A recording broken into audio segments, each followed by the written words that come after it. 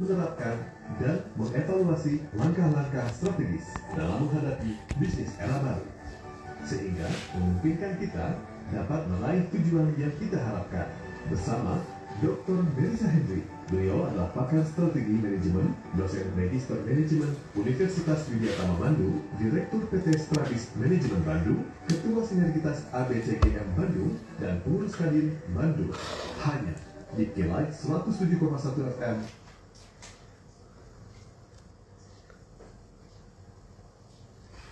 Halo, selamat malam sahabat K-Light. Kita semua kembali dalam Belbis Pensionpreneur untuk hari ini, hari Jumat 12 September 2025. Dan kami undang Anda untuk ikut berpartisipasi malam hari ini sahabat K-Light. Suasananya memang cukup dingin ya di kota Bandung.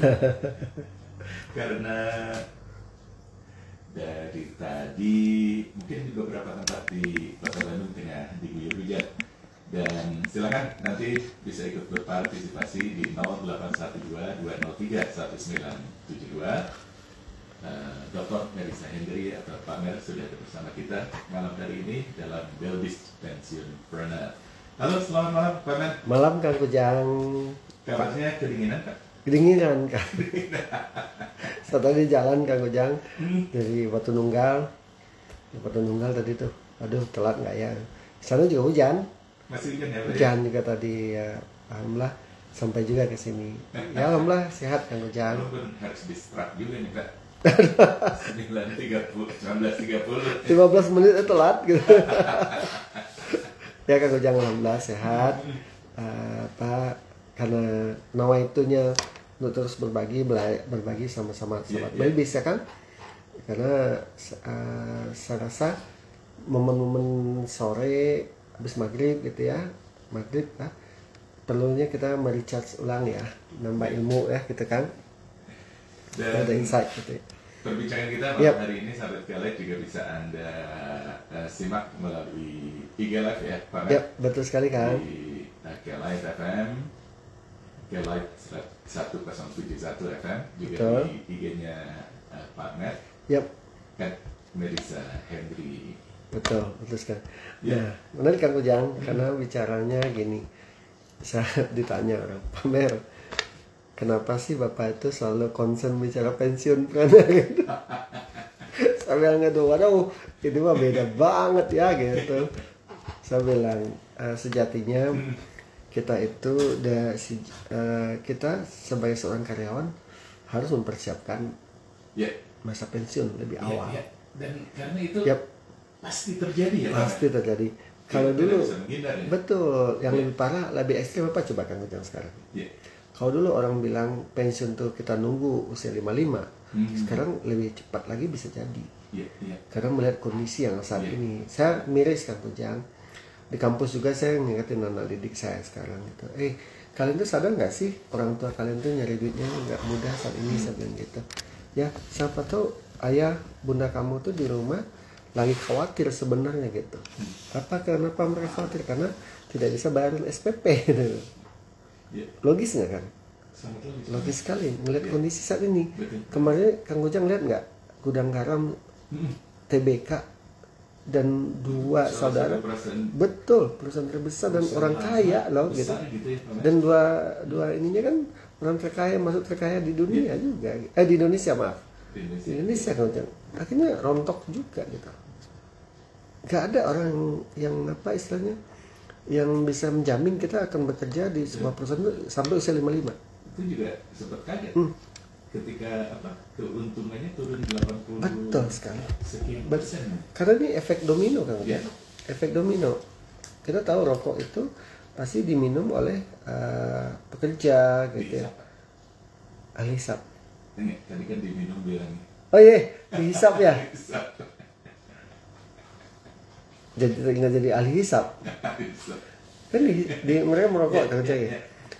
Apa alasannya? Saya kemarin di satu kelas di pensionpreneur di sebuah perusahaan BUMN, saya bilang, Bapak, saya bilang gitu, salah satu strategi kita dalam hal literasi keuangan kita di masa pensiun adalah hindari merokok semua. Ngamuk semua Kang Kujang. Ngamuk. Kenapa? Pamer, karena merokok itulah saya bisa tahan, bisa bawa kerja gitu. Pamer, merokok itu bisa apa namanya? Alasan klasik. Betul sekali. Tapi kalau ketika dia tidak punya uang lagi, nggak bisa lagi kan? Ya, kan Ramadan bisa kan? Betul. Tapi kalau udah nggak ada duit banget, PHK gimana? Apalagi mau bisa dirokok. Nah, saya melihat kecenderungan ke sana Kang Ujang. Jadi kalau menengah itu banyak yang di PHK, nggak ada duit lagi, nggak bisa beli rokok. Akhirnya jelas konsumsi rokok menurun. Kalaupun dia paksain merokok, pasti dia akan berpindah ke rokok yang lain. Kan salah satu isu di negara kita ini, rokok itu adalah rokok yang ilegal. Nah, itu yang nggak pakai cukai. Betul, nggak pakai cukai. Saya teringat satu waktu itu beberapa tahun lalu, salah satu isu di Pemkot Bandung itu dengan bea cukai itu kan, untuk meminimalisir, ada satgas untuk meminimalisir rokok ilegal. Rokok ilegal. Ya. Karena kita juga sempat memutarkan. Asih. Nah, Kang Ujang kalau begitu, ketika masyarakat sudah tidak punya uang lagi untuk beli rokok yang istilahnya ilegal, ya contoh gudang garam itu efek ini multiplier efek, efek yang berkelanjutan. Ketika kan dalam melihat sebuah sehat tidak sehatnya sebuah ekonomi di sebuah negara, saat ini katanya tingkat PHK, tingkat pengangguran. Itu yang ditakutkan sama pemerintah, sampai pemerintah menganggap tingkat pendapatan masyarakat yang itu tuh 20.000 sehari cukup buat apa sekarang gitu. Ya, di Bank Dunia tingkat PHK 68% gitu. Di kita mah kecil banget. Bahkan Pak Presiden bilang tingkat PHK di kemudian paling rendah setelah sejak reformasi. Ini kan jadi masalah. Lihat nggak sih realita, kalau kita lihatnya adalah pendekatan ekonomi pastinya Kang Ujang. Di pendekatan ekonomi sejauh mana daya beli masyarakat gitu ya, jumlah PHK, jumlah pengangguran, tingkat konsumsi masyarakat, itu ada nilainya, ada angka gitu. Nah sejatinya itu jadi kembali ke tema kita. Saya menekan gini, no one can guarantee you can work in one company forever. No, at least until you get 55 gitu. Sampai 55 nggak ada jaminan sekarang. Jadi bisa jadi besok kamu tuh akan di PHK gitu loh. Bisa jadi. Kalau saya lihat sekarang trennya gini, kelompok menengah di negara kita ini downgrade. Downgrade. Menurun ya. Betul. Kenapa? Karena sana sini dihajar gitu, pajak dihajar, pendapatan berkurang. Semuanya dipajakin. Sialnya lagi kelompok menengah kan tidak dapat bansos. That's why serba salah. Iya, serba salah ya. Betul. Kelompok bawah dapat bansos, kelompok atas dapat fasilitas. Ya kan orang-orang kaya di Indonesia dapat fasilitas gitu ya. Nah jadi kalau begitu kemudian saya mengambil tema malam ini, saya menjawab salah satu pertanyaan teman saya tadi itu. Yuk, Anda harus bisa mempersiapkan masa pensiunmu sejak dini gitu. Sejak awal gitu. Nah ini yang harus saya bahas malam ini Kang Ujang. Ya rasanya sih udah beberapa kali saya bahas, tapi karena saya tergerak gitu. Isu saya saat ini adalah bagaimana bisa membantu teman-teman karyawan prepare yourself ya to be a pension gitu. Mempersiapkan dirimu untuk jadi pensiun. Yang pertama saya lihat sih pertama itu tetap si Kang Ujang, dia harus punya tujuan yang jelas gitu dalam kehidupan. Ini pasti berhubungan dengan materi hari Minggu sebenarnya Kang Ujang, yaitu financial freedom. Itu harus jadi clear buat kita gitu. Jadi tidak bisa kita abai. Kita bekerja ini buat apa sih? To earn the money, mendapatkan uang, betul gak kan? At the end of the day-nya apa? Mencapai financial freedom. Itu dulu yang jadi. Jadi ketika saya entry nih sekarang, hari ini saya masuk jadi dosen di Tama. Saya di hari itu juga saya mulai mempersiapkan goal saya apa, tujuan saya apa. Financial freedom. Saya kerja di Widya Tama adalah one of cara saya untuk mendapatkan financial freedom. Itu dulu, itu yang pertama. Jadi strike to in our mind gitu. Kita harus kunci di pikiran kita gitu. Bahwa saya memang harus jadi capai financial freedom gitu loh. Ini yang harus saya capai gitu. Nah, yang kedua, saya kan sebagai karyawan. Sebagai karyawan, saya harus mempersiapkan start from the end ya. Di usia berapa saya akan pensiun gitu.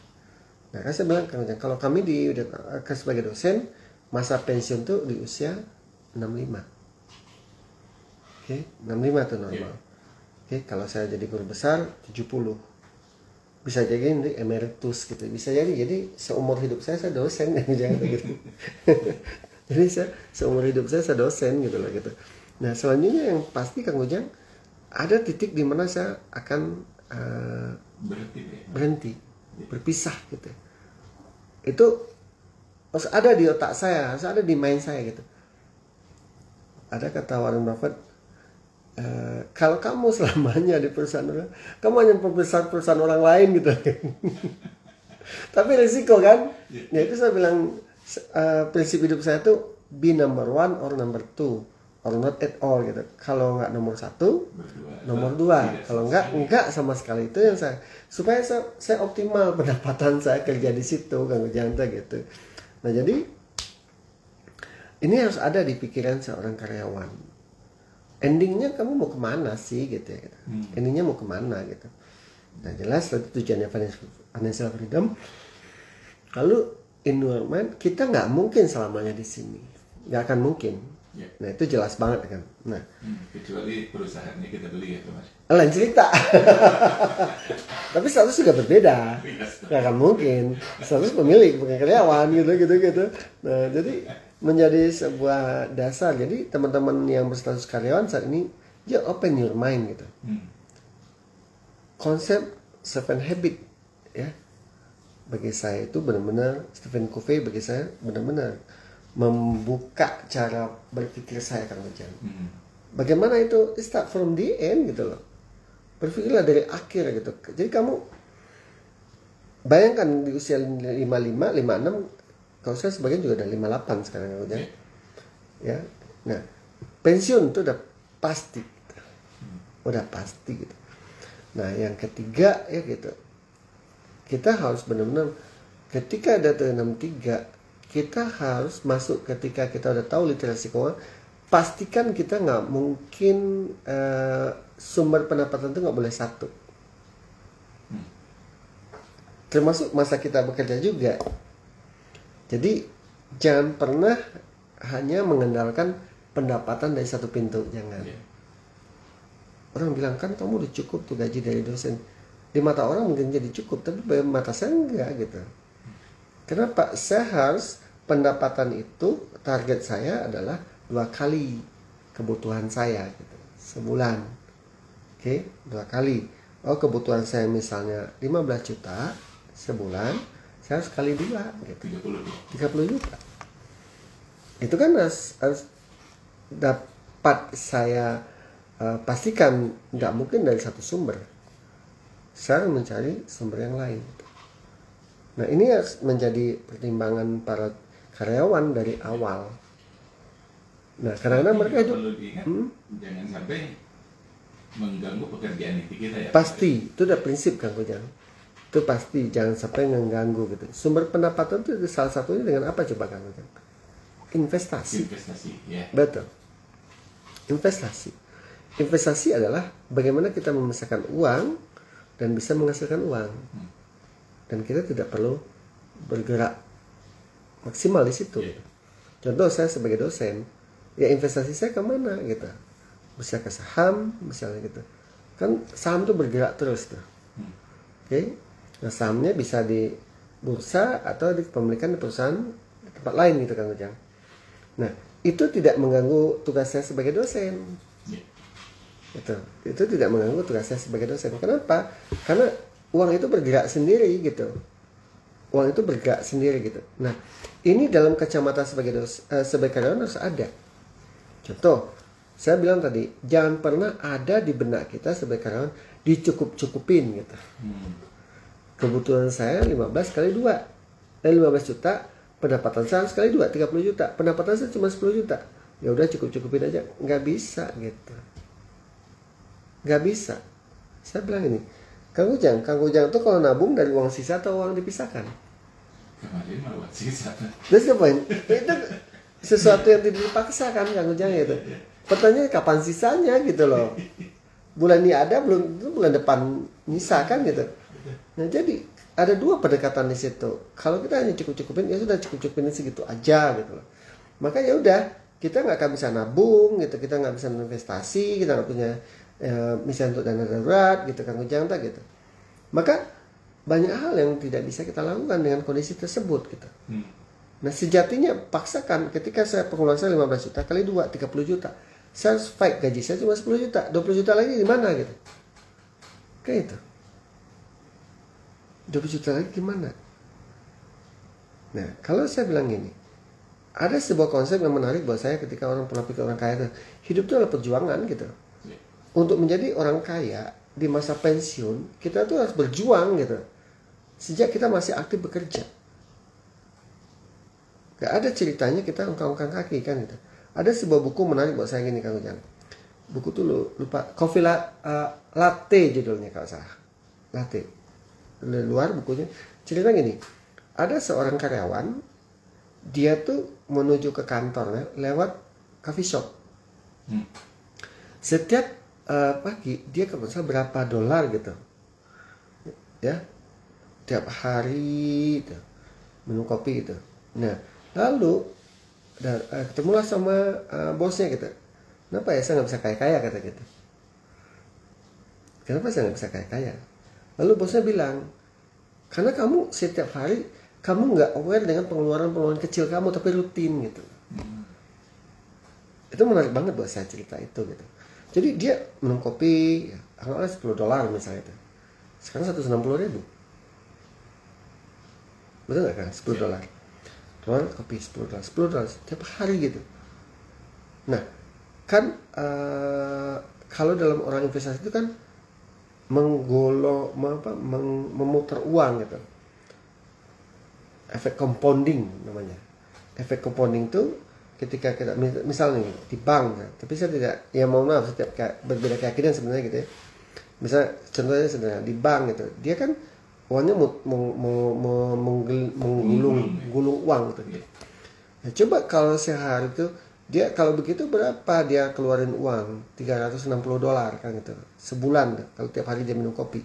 Setahun berapa? 10 tahun berapa? Nah, pengeluaran kecil-kecil ini tidak pernah dipikirkan oleh para karyawan untuk mempersiapkan masa pensiun mereka gitu kan. Itu bisa kita samakan dengan masalah rokok tadi. Sama kan Ujang. Ketika setiap hari kita betul. Satu bungkus tuh kalau nggak salah 30.000. Sebulan udah 900.000. Ambil 1 juta kan Ujang. Setahun 12 juta. 10 tahun 120 juta. Kan nggak kerasa gitu loh. Tapi kalau kita tidak lakukan itu, lalu kita menggunakan efek compounding effect tadi, compounding effect tuh uang tuh menggulung terus gitu ya. Dari 1 juta, 12 juta nambah gitu. Kayak itu Pak. Nah disitulah konsep dimana seorang sejatinya, kalau kita masih aktif sebagai karyawan, ya saya sebagai karyawan kan masih aktif sekarang kan. Saya sudah menginvestasikan uang saya paksa gitu. Saya investasi di sini, investasi di sini.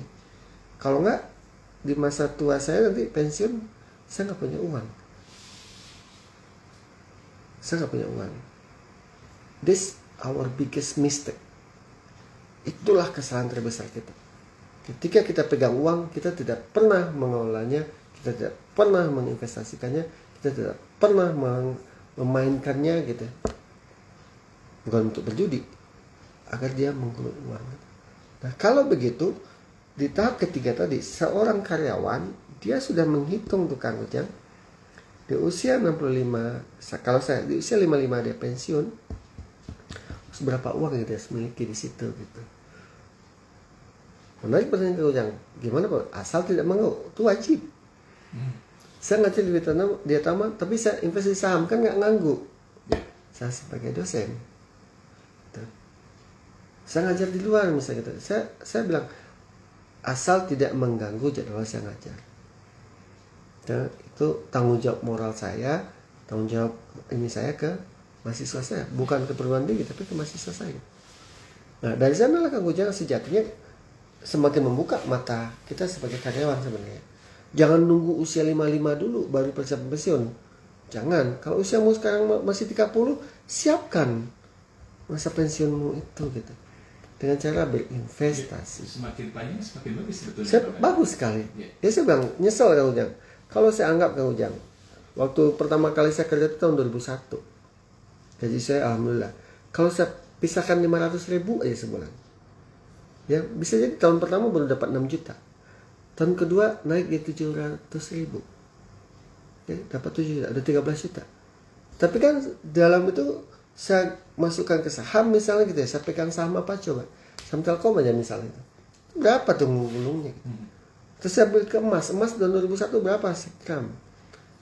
400-500.000. Sekarang tembus kemarin 2.000. 2 juta mah. Itu kan berapa uang saya jadinya tuh Kang Ujang. Tapi saya kenapa saya abai dulu ya gitu. Ya. Tahun 2001 bulan Maret saya dulu kerja pertama kali. Tiap bulan saya pisah 500. Wah Masya Allah. Udah bisa ada miliaran uang saya sekarang sebenarnya.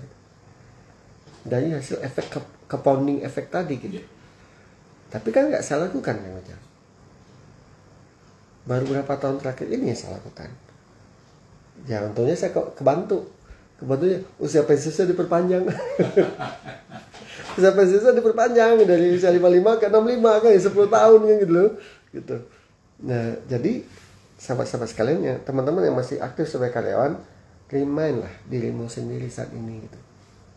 Nah, disinilah Kang Ujang sebagai seorang karyawan, saya ada program saya sampaikan ke teman-teman gitu. Teman-teman, kalau kita sebagai karyawan, dalamilah literasi keuangan. Lakukanlah money management, lakukan manajemen uang gitu. Kalau kamu tidak bisa melakukan manajemen uang, gagal keuanganmu di masa pensiun. Itu Kang Ujang. Ya tadi kan money management. Apa itu manajemen? Bagaimana kita mengelola uang kita kan gitu loh. Satunya dari pendapatan dulu. Hukumnya jelas, nggak boleh pendapatan cuma satu pintu. Jangan. Bekerjalah kamu sekuat tenaga gitu, memanfaatkan waktumu, tenagamu untuk bisa nambah pendapatan gitu. Ya kalau saya Kang Ujang saat ini misalnya mau ongkar-ongkar saya selesai saja. Kemudian saya tadi udah selesai nyidang S3, mahasiswa S3 tadi. Enggak ada kelas lagi. Pulang tidur gitu. Makan siang, tidur ke rumah gitu. Kan itu Kang Ujang.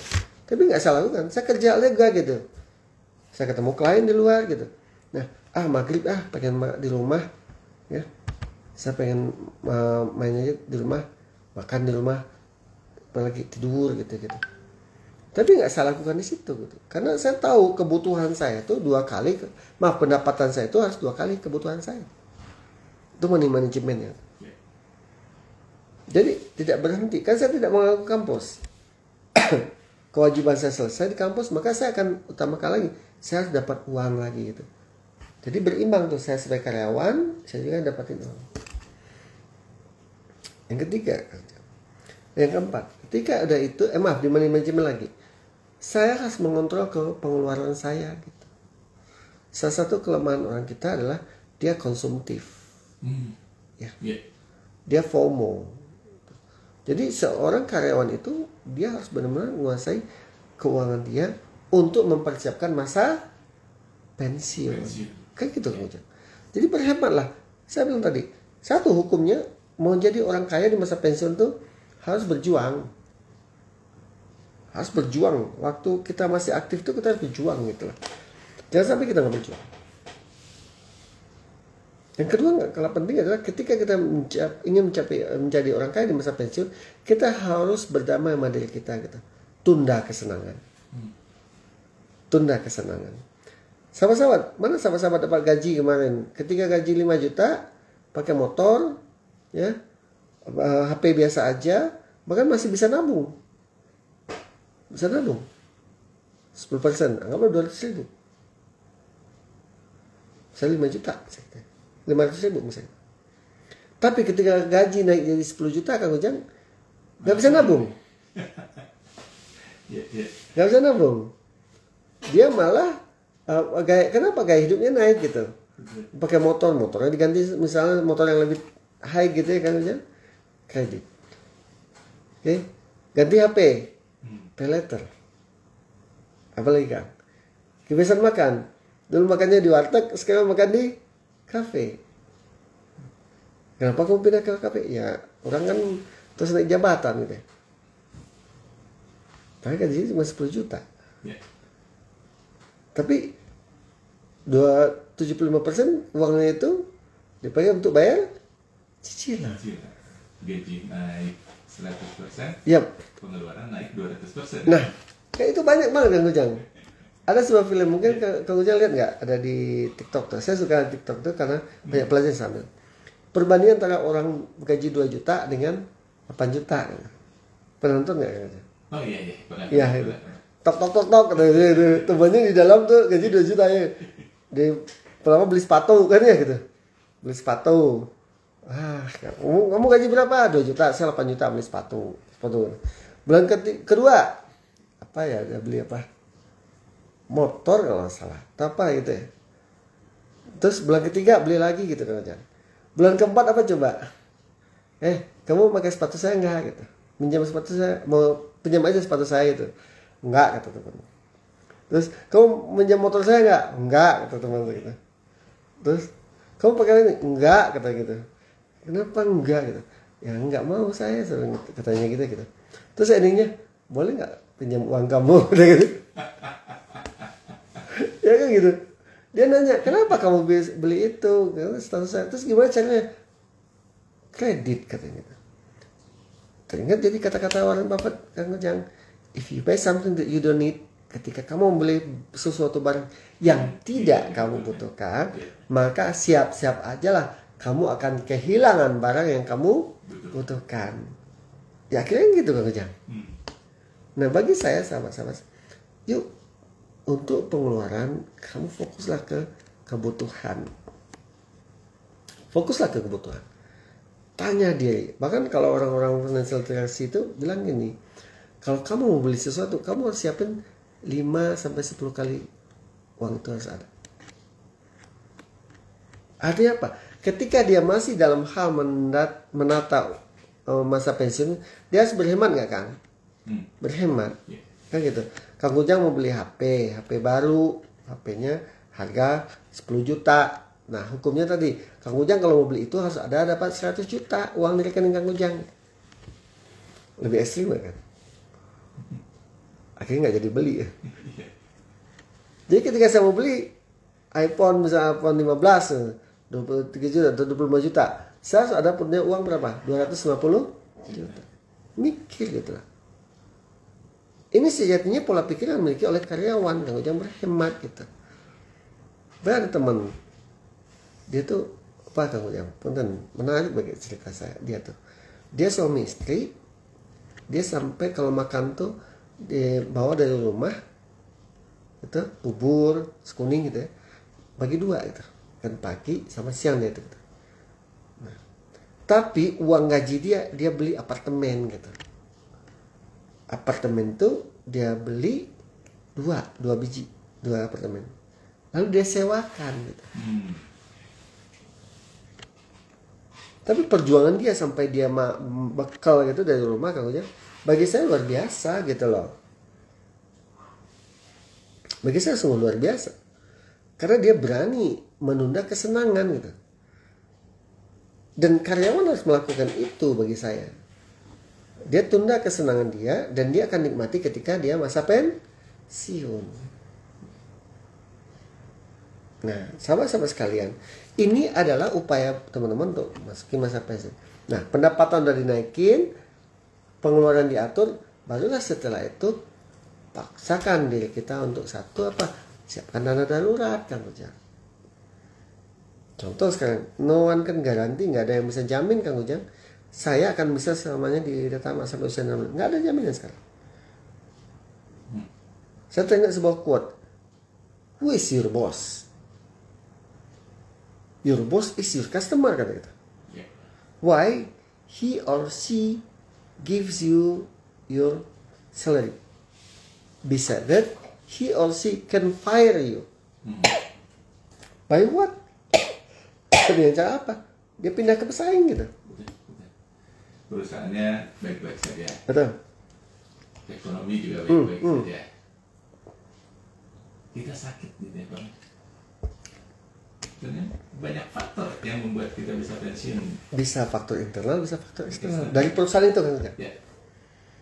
Ya. Itu tadi. Ketika penjualan menurun, ya kan perusahaan melakukan efisiensi. Ya. Ketika dia melakukan efisiensi pasti lay off. Ya. Padahal perusahaan itu punya batas waktu. Betul. Untuk menggaji kita. Betul sekali. Karena dia nggak mungkin kan. Ya. Nggak mungkin tuh bisa saya pakai aja uangku, nggak mungkin guys. Ini bagian daripada ikhtiar teman-teman mempersiapkan masa pensiun gitu. Jadi kacamatanya dibuka banget gitu loh. We may not be happy forever gitu, nggak mungkin kita bahagia terus gitu dengan status karyawan. So we have to decide for ourselves agar kita bisa mengawal kehidupan kita ini dengan baik. Nah kalau ini bisa, maka memasuki masa pensiun akan jauh lebih happy. Itu Ujang. Ya, ini saya baca dulu yang dari Kang Sony ya. Silakan Kang. Pamer, ada pergerakan ekonomi tetap bergerak walaupun pelan. Apa yang kita sama-sama lakukan? Karena tahun ini tahun yang butuh menguatkan. Hujan gede katanya Pamer, semoga ekonomi negara kita semakin baik katanya. Amin. Negara kita semakin sejuk dan aman. Amin. Karena hujan ya. Ya Kang Ujang, semua orang pasti merasakan ya gitu. Yeah. Buat teman-teman yang karyawan bisa jadi relatif bisa bernafas dengan tenang. At least for the time being, untuk sementara. Sepanjang your owner, pemilikmu masih punya wish untuk develop to run this business gitu. Sepanjang ownermu masih punya uang talangan gitu kan, maka teman-teman karyawan masih relatif aman. Tapi bagaimana yang menjadi pengusaha aja, kan itu pertanyaannya gitu. Nah saya lihat gini, menarik yang saya lakukan, saya dapatkan juga teman-teman. Disinilah kita satu kata yang selalu menjadi kunci buat saya, inovasi Kang Ujang. Inovasi itu menjadi mandatori gitu buat kita bisa survive, bertahan di tengah kondisi saat ini. Saya bisa garansi itu Kang Ujang, ketika kapan? Ketika sebuah kondisi kita dituntut untuk bisa terus bertahan dan memenuhi kebutuhan karyawan kita semua itu. Inovasi dalam apa? Inovasi melihat pasar konsumen.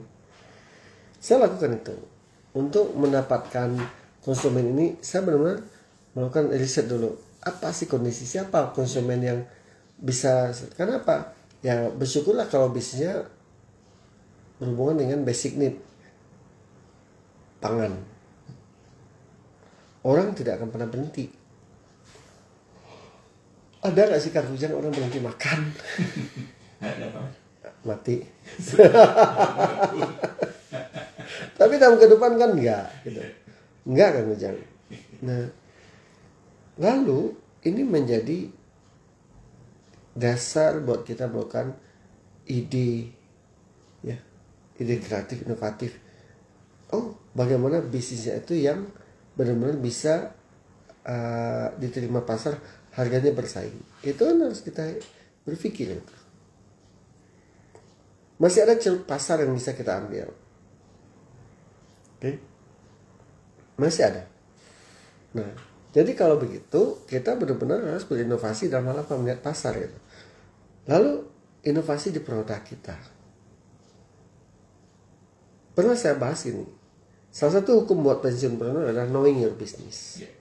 Jangan pernah masuk ke bisnis yang kamu nggak ahli di situ. Sepakat ya kan? Jangan pernah. Kenapa? Kalau kamu masuk di situ akan banyak drama-drama nanti. Istilah orang lebay gitu ya gitu.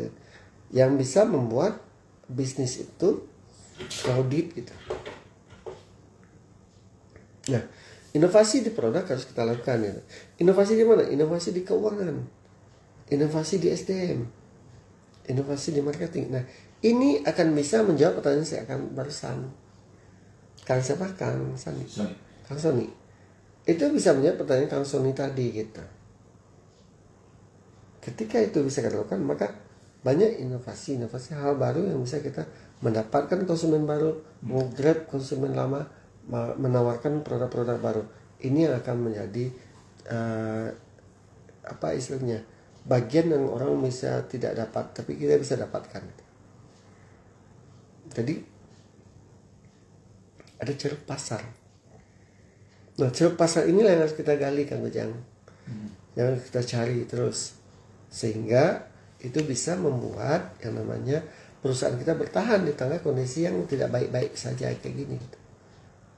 Nah, kalau kita tidak lakukan itu, ya kemarin saya ngobrol, ya punten kemarin teman pamer itu tutup lagi di situ, tutup lagi di situ ya gitu. Nah, jadi di situ saya ngelihat, oh, bagaimana kondisi yang membuat orang itu saat ini benar-benar tertutup gitu loh kita. Banyak untuk usahanya, padahal usahanya dia bagus gitu loh macam. Macam bisa bayangkan. Tapi bagi orang yang berinovasi, ngelihat pasar, bisa bertahan gitu. Saya bercerita kemarin sama teman, Mbak, gitu. Teh sama itu. Orang saat ini untuk mendapatkan 500.000 aja susah. Tapi kita masih bisa, alhamdulillah jauh di atas itu. Tapi si Teteh ini gimana? Inovasinya luar biasa gitu. Inovasinya luar biasa.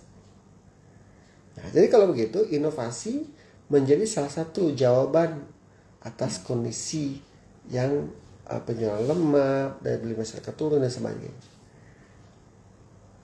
Dengan kayak gitu masih bisa diselamatkan. Tapi kalau enggak ya berat. Itu Ujang. Oke, sahabat Kelight, kita masih ngobrol bersama Dr. dari saya sendiri dalam Belvis Pensionpreneur. Untuk hari ini Jumat 12 September 2025. Dan silakan kalaupun ada hal-hal yang mau didiskusikan, nanti Pamer akan membahas. Boleh ini ada pertanyaan boleh Kang Ujang? Ini dari di IG saya nih, Modis Jewelry Bandung.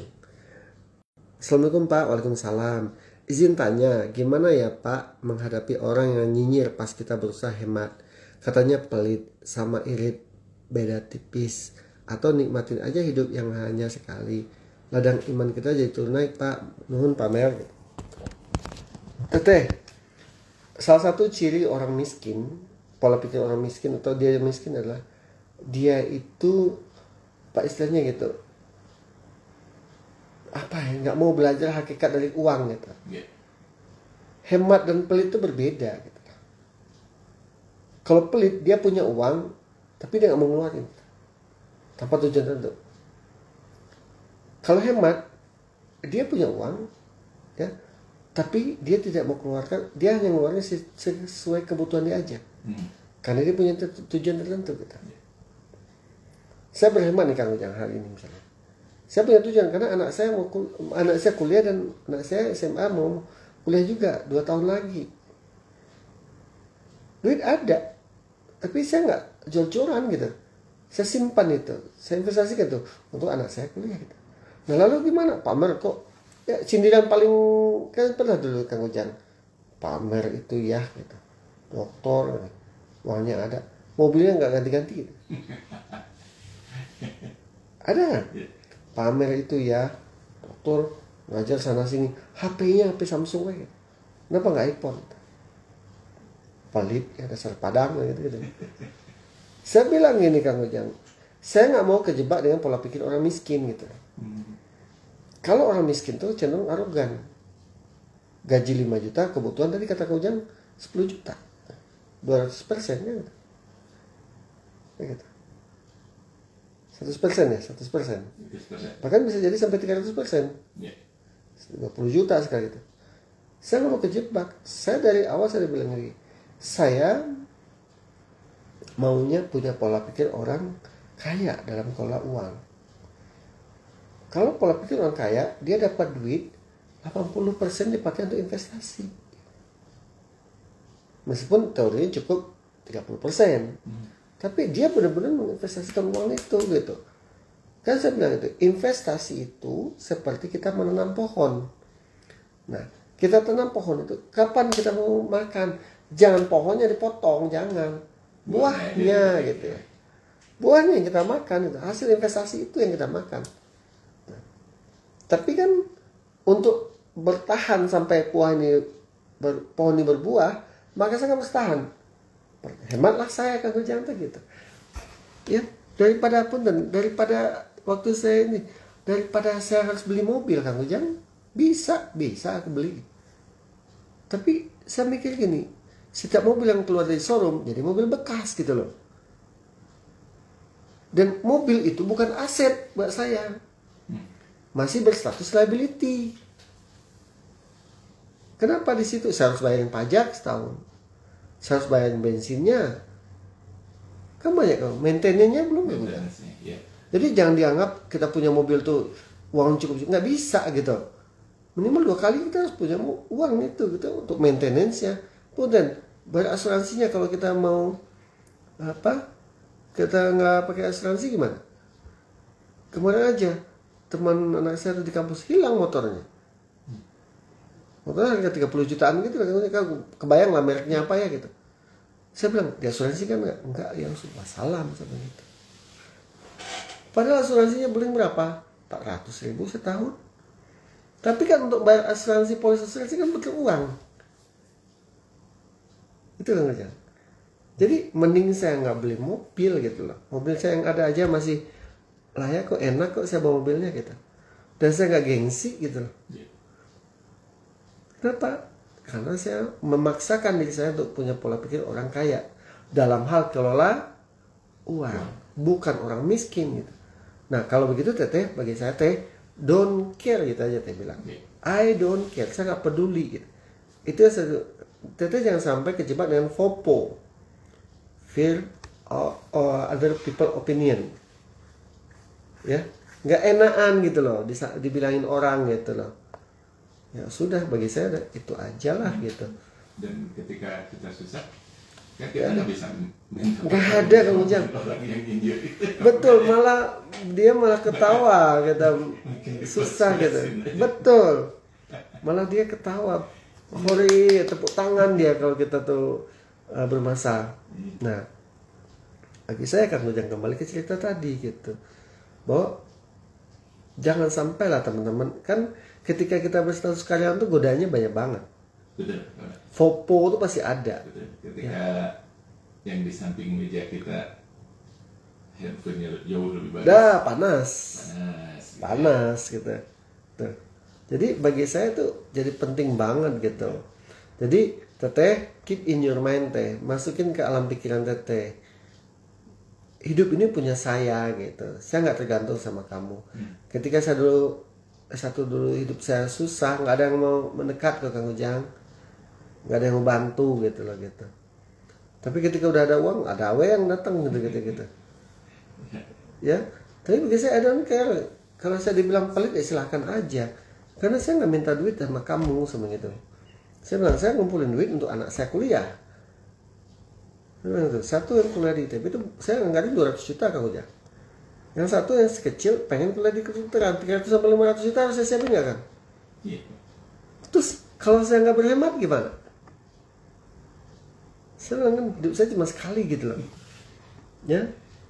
Nah, maka saya akan berusaha untuk gitu. Nah, salah satu cara berhemat, nggak ada cara lain lagi gitu. Iya, kan orang beli mobil mahal-mahal gitu. Betul. Ya, betul. Kacanya dihitungin. Yep. Kan nggak tahu di dalamnya siapa gitu. Disipin. Kan rugi kan? Betul. Sama juga bohong kan gitu. Malaysia punya BMW misalnya sekitar baru, tapi kacanya direpin, katanya dihitam gitu. Nggak tahu tuh Malaysia gitu. Terus saya pun tahu gitu. Wah, Pak Ahmad punya mobil ini sekarang ya gitu. Terus hanya itu doang ungkapan. Wah, kayak gitu. Orang nyinyir kan. Betul. Paling juga belinya kredit. Betul kan itu doang. Saya bilang gitu.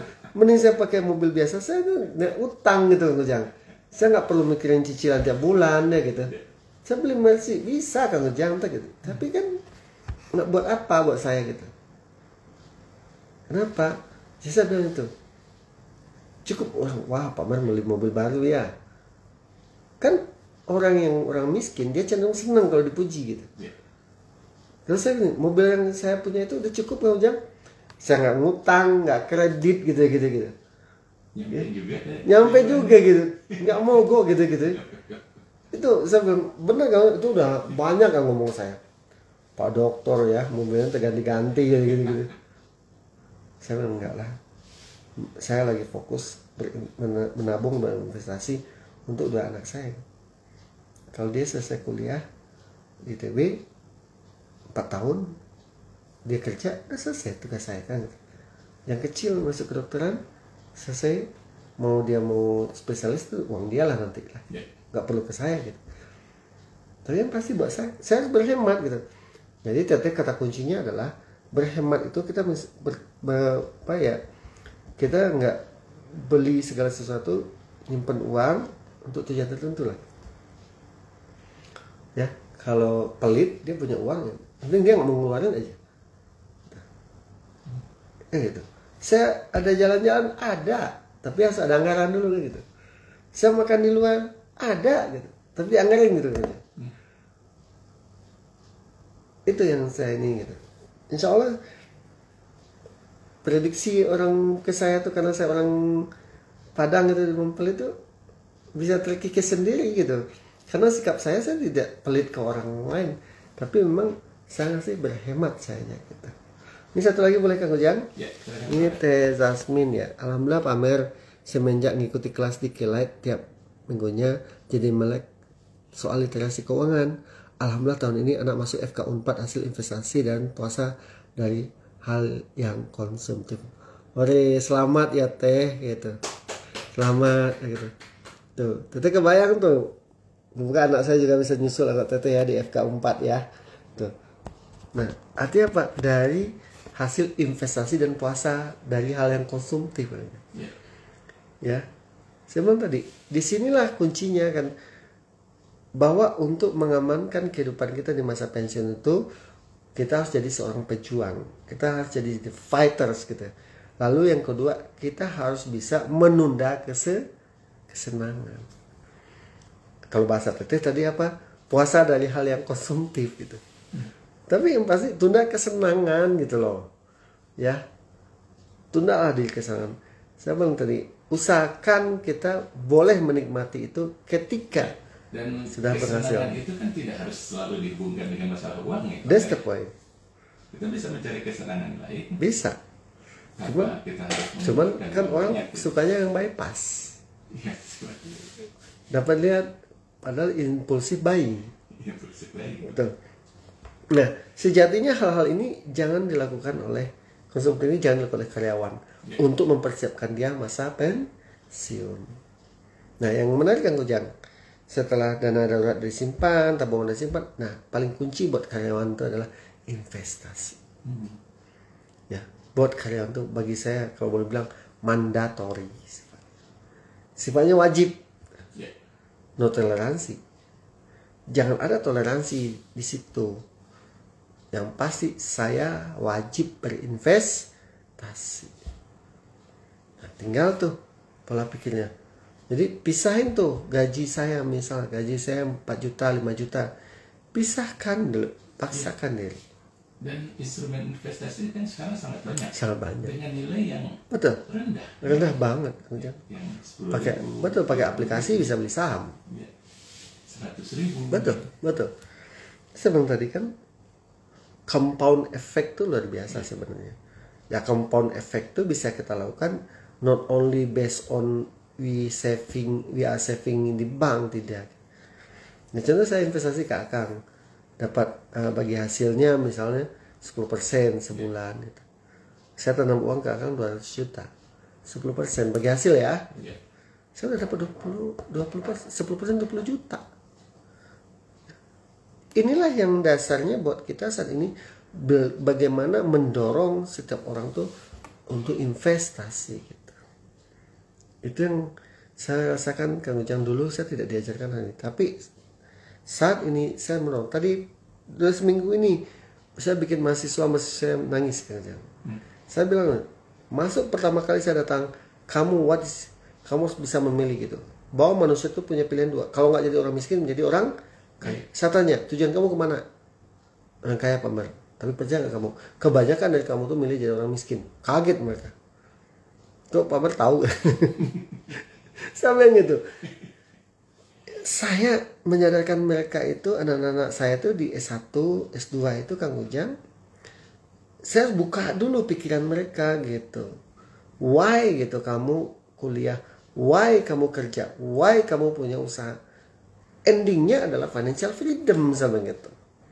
Tapi harus ada konsep di mana kamu itu nanti bekerja, kamu harus mulai berhitung berapa tahun lagi sama pensiun. Padahal baru masuk Kang Ujang usia 20 tahun atau 22 tahun misalnya gitu ya. Tapi endingnya dia sudah mikirin pensiun gitu loh. Ya kan? Kalau 20 tahun, 35 tahun ya dia kerja. Tapi udah 33 tahun lah dia kerja. Kang Ujang bisa bayangkan ketika anak didik saya searahkan mereka berinvestasi di emas saja dengan 100.000 sehari gitu. 3 juta sebulan. 36 juta setahun. Buat kita A100, tapi ketika itu kita lakukan tiap hari lumayan kan? 36 juta setahun kali 33 tahun. Nah, berapa tuh? Dengan tidak memperhatikan compounding efek ya. 10 aja 360. Wajar Kang Ujang. Ajarkan itu kepada anak kita. 100.000 ya. Satu eman sekian kan gitu. Tapi saya bilang, saya sedih Kang Ujang. Tahun 2001 saya kerja dulu. Tapi saya tidak menyisakan uang 500.000 sebulan. Ada yang tadi 50.000 aja sehari atau 100.000 sehari. Saya nggak bisa gitu ya. Paksain gitu maksudnya. Apalagi kalau saya beli emas dulu, emas digital misalnya gitu. Kan tinggal dicetakkan 360. Oke. 360 720 tambah 180. Kalau sampai compounding effect biasanya 2 MTN. Ada yang salah nggak? Ketika saya menjadi seorang karyawan, ada yang 49 saya masih aktif itu. Tambah berapa tahun lagi tuh Ujang? 15 tahun lagi, 16 tahun lagi. Jadi hampir 1,5 M ada nggak dapat uang saya? Ya. Ada. Kalau compounding effect bisa jadi 5 M. Mungkin. Capek deh gitu. Itu PR saya buat teman-teman yang berstatus karyawan saat ini gitu. Jadi ketika saya ajar ke anak-anak kemarin tuh, saya juga kaget mereka pada nangis gini ya gitu. Saya bilang ada mahasiswi saya orang Garut, kuliah di Widyatama, jajannya sebulan 3 juta. Jajannya aja 3 juta. Sehari 100.000. 100.000. Saya bilang, Dek, kamu uang kemana tuh habis? Gitu. Bapak pun habis Pak. Enggak ada kamu? Enggak. Nah, saya sekarang saya dorong ke anak-anak satu di kampus tuh. Saya dorong mereka untuk mulai buka tabung emas gitu. Menabung. Minimal kan kalau usia mereka 20 tahun sekarang gitu kan. Anggaplah jadi ada 1 atau 2 orang mahasiswa saya gitu. Bisa nabung 50.000 ya. Usia 20 tahun. 35 tahun ya. Saya bilang, insya Allah ya, kalau usia Pak Mer panjang, nanti kita ketemu. Dan kamu bilang, Pak Mer makasih banget ya. Terhitung tanggal 11 September kemarin dulu belajar sama Bapak, uangnya segini gitu. Jadi pesan saya tadi adalah berinvestasilah. Karyawan kalau boleh bilang saat ini saya sarankan butuh investasi. Itu adalah cara untuk menyelamatkan teman-teman untuk memasuki masa pensiun gitu. Meskipun teman-teman 35 tahun lagi baru mau akan pensiun, maka prepare lah dirimu ke sana. Siapkan dirimu ke sana. Insya Allah masa pensiunmu akan nyaman gitu. Kamu bisa hidup dari hasil investasi yang kamu lakukan. Nah, di masa pensiun kamu bisa jalan-jalan, umroh, ya gitu. Apalagi Kang Ujang lakuin hobi-hobi yang bisa jadi nggak bisa kamu lakukan dulu gitu. Jadi bagi saya iya nggak sengaja ya. Keasikan Kang Ujang Masih ada waktu. Oke. Jadi pesan malam ini yang ingin saya sampaikan satu, sahabat-sahabat, yuk state in your mind, tetapkan tujuanmu adalah financial freedom di masa pensiun.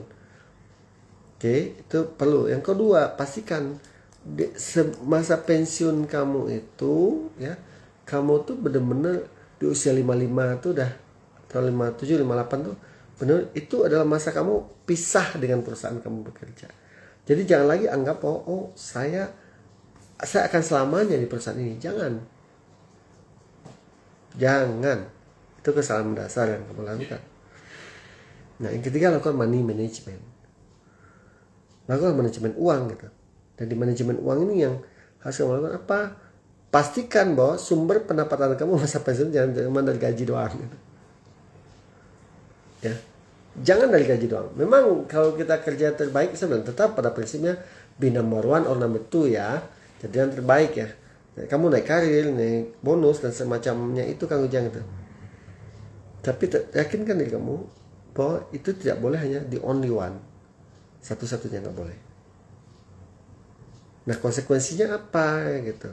Kamu bisa menambah pendapatan kamu. Saya bilang manfaatkanlah masa bekerja.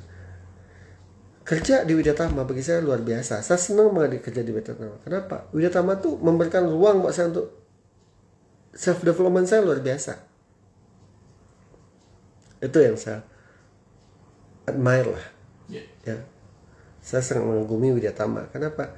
Mereka tuh memberikan kebebasan untuk saya mendevelop diri saya gitu.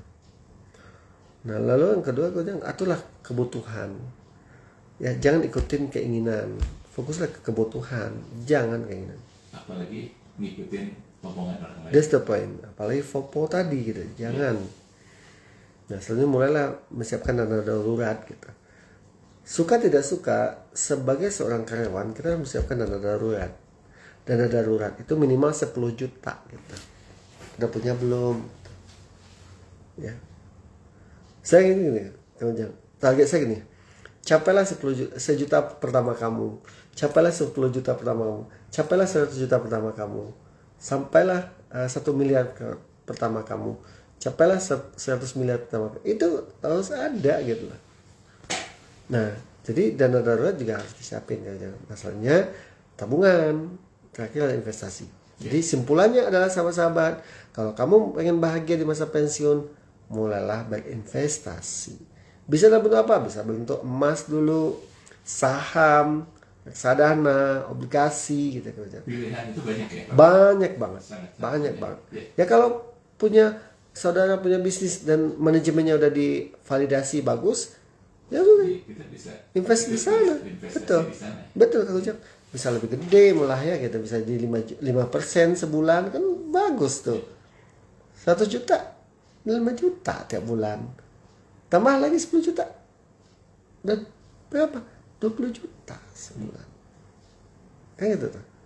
10 juta sebulan. Kalau 5%. Itu jauh lebih tinggi dari bank gitu loh gitu. Sangat jauh. That's the point. Nah jadi sahabat-sahabat, yuk saya juga karyawan seperti teman-teman. Think lah. Berpikirlah. Kita harus benar-benar bisa mempersiapkan masa pensiun dengan baik. Dengan cara apa? Tetapkan tujuan financial freedom, yakinkan diri bahwa kita di usia sekian pasti akan pensiun, lakukan money management. Salah satu money management adalah investasi. Dan inilah hakikat seorang karyawan. Betul, hakikat seseorang menjadi calon pensiun yang happy di masa pensiunnya. Kenapa? Udah ada duitnya. Dia mengikuti kebutuhan, memenuhi kebutuhan atau keinginan dari hasil investasi. Itu aku Jang. Oke, menarik, sahabat Kawat. Apa yang kita bahas pada hari ini mempersiapkan diri untuk menghadapi masa-masa pensiun. Yep. Ya. Terima kasih sahabat Kelight atas atensi Anda dalam Belbis Pensiunpreneur edisi hari ini, hari Jumat 12 September 2025. Yep, Jadi Dr. Meriza Henry sudah membahas tentang bagaimana kita harus mempersiapkan diri betul, menghadapi pensiun yang mau tidak mau itu pasti datang. Betul sekali. Kang Ujang boleh aku bacain dulu, Kang Ujang boleh? Siap. Oke. Ini dari IG saya tuh, Teh Foni Novriana. Terima kasih Teh. Apa kabar Pak Mer? Alhamdulillah baik Teh. Teteh apa kabar? Oke, Mbak Hani Azara, terima kasih. Dari Riar VGU, terima kasih. Zasmin, makasih. Pak Anggiat Butar, makasih. Pak Anggiat ini senior saya waktu di asuransi bintang nih kan. Elniwa, terima kasih. Elnio, makasih. Modis Jewelry Bandung, makasih. Ya, Ilmayanti, makasih. Lalu Egyar, ya, makasih. Zasmin, makasih. Tenenden, makasih. Kang Eko, makasih. Assalamualaikum Pak Mer, waalaikumsalam Kang Eko. Konveksi Majalengka, terima kasih. Yang dari Kelat ya Kang Ujang. Ini teh, aduh baju saya biru jadinya sudah ngebaca. Dewi Wulan 070, makasih. Tia Swati, makasih. Ya. Putih Rahmani, makasih. Rati Sopiana, makasih. Art Wedding, makasih.